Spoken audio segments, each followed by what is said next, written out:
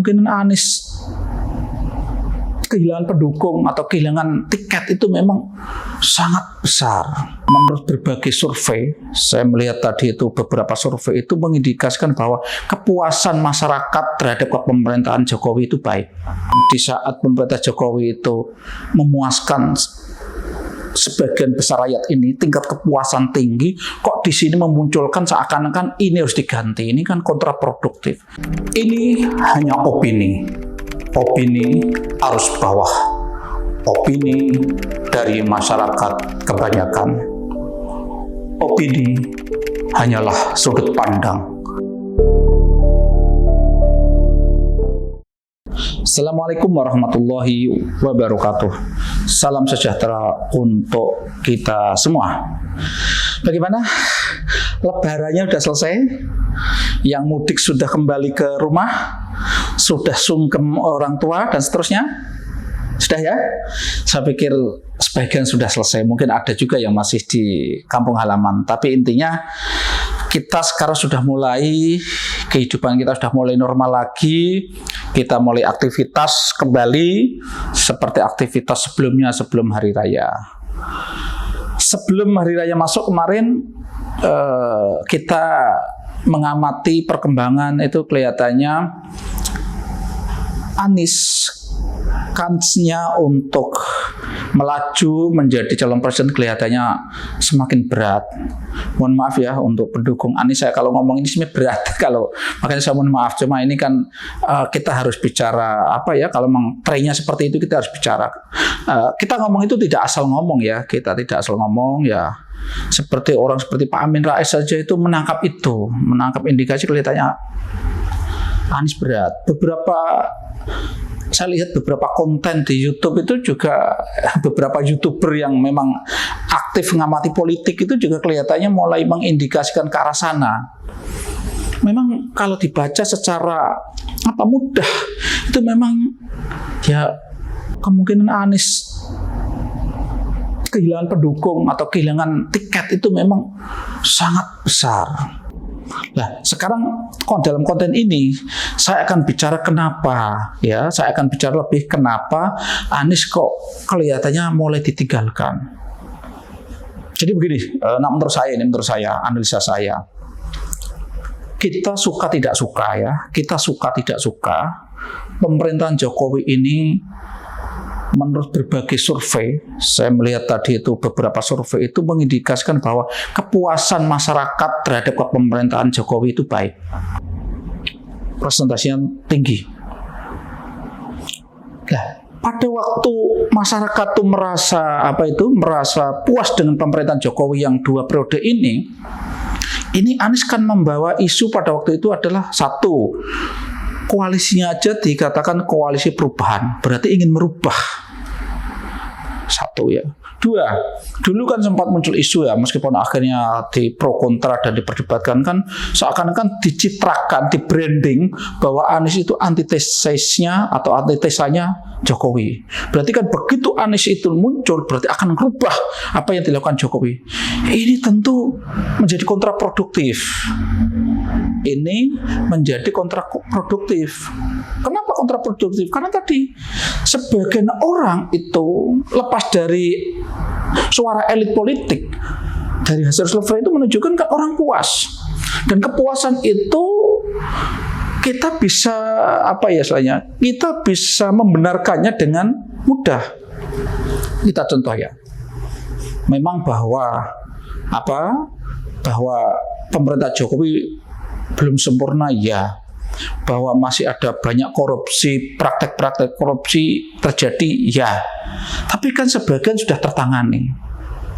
Terus kaitannya dengan ekonomi, kita mungkin juga belum baik-baik amat, tapi beberapa indikasi kan menunjukkan bahwa perekonomian Indonesia itu lebih baik. Bayangkan negara lain banyak yang situasinya lebih buruk dari kita, perkembangan ekonomi kita lebih baik. Terus kemudian masalah penanganan COVID itu dulu ya Allah Gusti, bayangan ketika COVID muncul itu bayangannya kan hampir seperti mau kiamat ya. Aktivitas ditutup, padahal berita yang muncul seperti teror yang setiap hari menakuti kita. kita harus mengakui Jokowi sukses menangani menangani COVID ini. Dulu, ini orang kan bisa gampang membaca. Dulu pada saat Jokowi mengambil beberapa kebijakan terkait dengan penanganan COVID, Anies kan sering kontra pada waktu itu.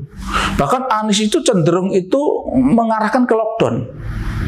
Coba bayangkan, dan pada waktu itu Jokowi itu tidak hanya ditekan oleh Anies, beberapa suara itu kan menekan Jokowi agar lockdown. Tapi Jokowi nggak mau. Saya bayangkan kalau pada waktu itu Jokowi mengikuti itu, melockdown Indonesia pada waktu itu, ngeri. Karena Indonesia begitu luas dan ternyata begitu Jokowi mengambil sikap untuk tetap buka tutup dulu kan setelah PPKM itu ya, ternyata sukses dan banyak negara mengakui kesuksesan Indonesia dalam menangani COVID. Kalau di lockdown seperti di Eropa, di beberapa negara itu hancur Indonesia. Dan itu Anies pada waktu itu jelas kontra dengan Jokowi. Anies lebih condong ke lockdown pada waktu dia posisinya sebagai gubernur DKI. Jokowi tidak. Ini kalau pada waktu itu ikut pendapatnya Anies kayak apa coba? Lah, kayak begini ini kalau brandingnya Anies itu sebagai antitesis, ya berat. Terus yang dibawa adalah perubahan yang ingin merubah, berat. Trennya itu tidak seperti itu. Tren yang terjadi adalah bahwa pemerintahan Jokowi itu masih ada kekurangan, ya. Tapi pemerintahan Jokowi tidak buruk-buruk amat sehingga tidak perlu dirubah. Yang ada adalah disempurnakan. Yang ada adalah diperbaiki lagi, ditingkatkan lagi. Begitu. Nah sekarang tren yang terjadi itu partai-partai itu elit-elitnya itu kan mengarah kepada mengambil posisi adalah posisi melanjutkan. Karena tadi memang adalah kalau ada 1-2 yang tidak suka dan membuat seakan-akan pemerintah Jokowi gagal itu sering terbantahkan kan. Ya memang ada saja mengatakan itu namanya orang, ada yang memang sudah sangat bencinya berlebih-lebihan kan, selalu melihat pemerintah Jokowi itu gagal. Tapi kan faktanya nggak seperti itu. Dan rakyat terutama yang mungkin mayoritas yang mungkin diem tidak banyak bicara itu kan merasakan bahwa pemerintah Jokowi ini kan relatif baik. Ya ketika ada calon yang mengkampanyekan ingin merubah sesuatu yang dianggap sudah baik ini kan kontraproduktif. Lah ini menurut saya ini faktor yang sangat substansi yang sangat agak penting mengapa justru isu-isu yang dikembangkan yang dibawa oleh Anies ini tidak populer. Ya tadi antitesisnya Jokowi, isu perubahan nggak populer. Ini kalau diterus-teruskan bisa jadi Anies akan terkucil dari percaturan ini. Maka pelan-pelan bisa jadi PKS pelan-pelan geser meninggalkan Demokrat. Nah Demokrat itu kan pilihannya begini ya, dia mau meninggalkan, mau bergabung di sini itu sudah nanggung ya.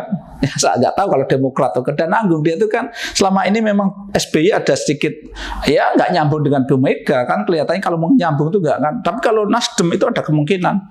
Menurut saya dulu Nasdem itu mencoba berani mencalonkan Anies itu kan dulu kan ingin mencoba-coba spekulasi untuk menjadi pemimpin koalisi kan gitu kan. Kalau memimpin koalisi dan menang itu kan dia akan banyak keuntungan kan gitu kalkulasinya. Ternyata meleset. Nah kalau meleset seperti ini bisa jadi nanti pelan-pelan Nasdem juga akan bergeser, dan ini sudah berkali-kali saya katakan. Nanti kita lihat aja peluang Nasdem tuh geser ke tengah, geser ke kelompoknya Prabowo, kumpul dengan Golkar itu besar. Nah menurut saya besar, ada paling tidak 50% lebih lah, 55 atau 51, pokoknya di atas 50 lah menurut saya. Ada peluang itu besar. Cuma yang mungkin agak nanggung bingung itu ya bisa jadi Demokrat, karena memang sudah terlanjur memposisikan diri sebagai oposan kan gitu kan. Nah PKS sebenarnya masih mudah sekali itu. Tapi intinya di konten ini saya ingin mengajak kita semua begini loh.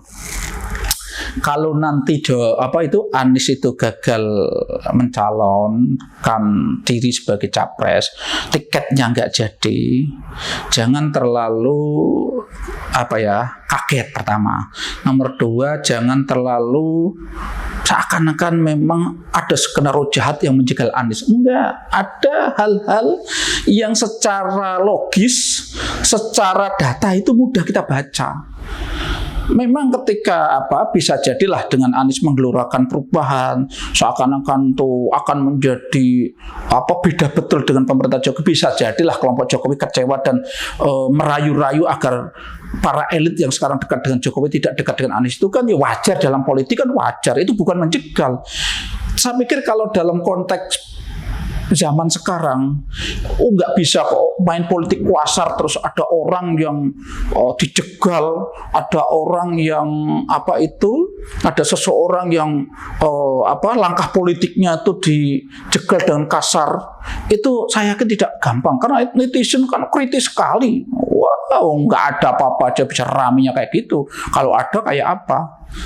Jadi, menurut saya, kalau toh ada yang mencoba nanti mengkait-kaitkan bahwa ini kegagalan Anies karena memang skenario untuk dijegal dan seterusnya, itu menurut saya ya kayak mencoba cari kambing hitam sajalah. Tapi intinya tadi saya katakan memang istilahnya itu branding yang dibuat itu menurut saya tidak tepat itulah. Ya tadi di awal sudah saya katakan, di saat pemerintah Jokowi itu memuaskan sebagian besar rakyat ini, tingkat kepuasan tinggi, kok di sini memunculkan seakan-akan ini harus diganti, ini kan kontraproduktif. Jadi menurut saya memang seperti itu. Dan kalau toh akhirnya beberapa orang itu tidak mau nemeni Anies, itu ya wajar. Kenapa? Sebagian mengatakan ini udah baik kok, kenapa harus dirubah gitu. Dan kemudian kita harus catatan ke masa lalu tadi, ketika Anies menjadi gubernur DKI itu kan juga mohon maaf ini yang sangat setia, sangat cinta Anies. Kalau melihat berbagai pendapat, berbagai pengamatan itu kan ya nggak bagus-bagus amat kan. Bahkan beberapa pendukung Anies yang dulu mati-matian ketika Anies bersaing dengan Ahok, itu kan sebagian mengakui bahwa ternyata kok kerjanya bagusan Ahok ya gitu kan. Macam-macam lah pokoknya. Intinya kan tidak cukup ketika seakan-akan Jokowi itu akan digantikan Anies, dan Jokowi itu seakan-akan nanti begitu Anies itu muncul akan lebih baik dari Jokowi. Itu kan tidak cukup data gitu loh. Tidak cukup data. Jadi ini mestinya harus disadari ya, tidak cukup data. Kalau bahwa Anies akan meneruskan dan akan memperbaiki, akan menyempurnakan, itu orang masih mudah menerima gitu. Tapi kalau akan mengganti dan seakan-akan meyakinkan bahwa ini akan berganti secara total dan akan berubah lebih baik, itu orang nggak yakin. Karena apa tadi? Di Jakarta juga ternyata tidak baik-baik amat. Terus tadi kasus COVID itu saya yakin catatan betul. Kalau pada waktu itu kebijakan Indonesia itu diambil oleh Anies, lockdown, nggak tahu kondisi Indonesia saat ini kayak apa. Jadi terakhir yang ingin saya sampaikan, jadi bisa jadi kalau seperti ini terus semakin ke sana, bisa jadi Anies akan menjadi kelompok yang terpojok, kelompok yang terpinggirkan dalam kontestasi Pilpres 2024 nanti. Jadi intinya tidak masuk dalam kandidat yang bisa didaftarkan di KPU. Cukup sekian. Assalamualaikum warahmatullahi wabarakatuh.